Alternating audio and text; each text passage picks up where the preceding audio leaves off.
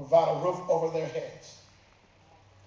That at the end of the day, the ultimate purpose of your life is a roof and a car and a house with a plasma screen in it where you and yours can sit and watch Fresh Prince of Bel-Air.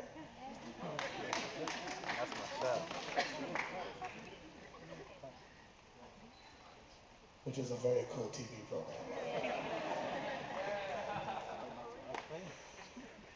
There's more to you than that, my friend. If that was all it was about, he'd have killed you at the altar.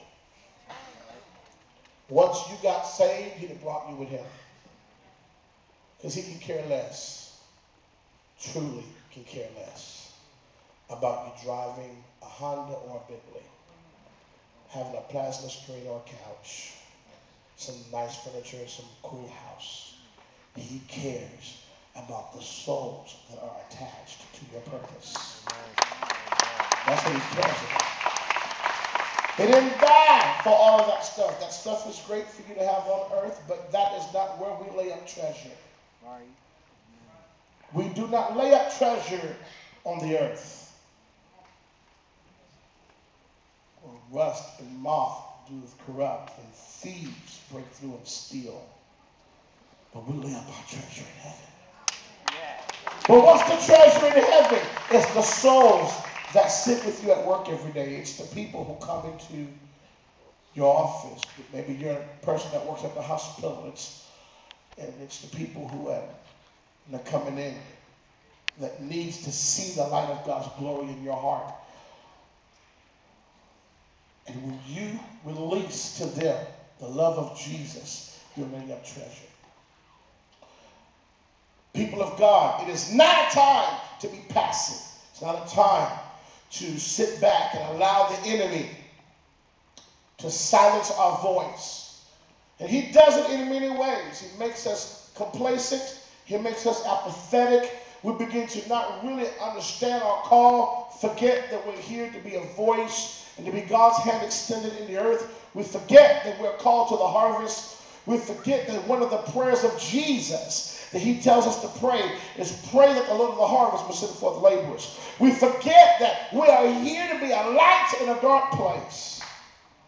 So we come amongst the church body and we fuss and we fight, and we backbite, we nag, we gossip, and we fuss about stuff that don't matter. Complain about things that really under heaven makes no difference. No one cares whether you like Southern Gospel versus Bluegrass versus Darlene Check or Passion. Angels in heaven are not tripping over Kirk Franklin versus Michael W. Smith. Heaven's not tripping up over that stuff.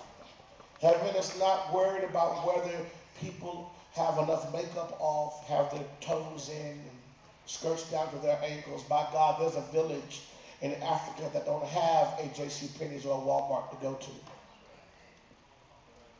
That if they get saved and being saved meant dressing right, the whole village is going to hell because it'll take 3 years for them to get to a Walmart. Amen. We concern ourselves with things that heaven is not concerned about. And heaven is trying to grip earth with the heart of the Father and saying, will you be the voice of God on the earth?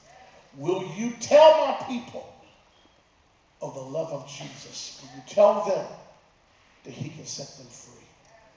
Will you tell them, or will you go on as Jesus begins to look down upon Israel and begins to weep and say, how often would I have gathered you as a hen would gather her chicks, but ye would not. You're going on through all of your religious stuff, thinking you're really living holy and doing all the right stuff.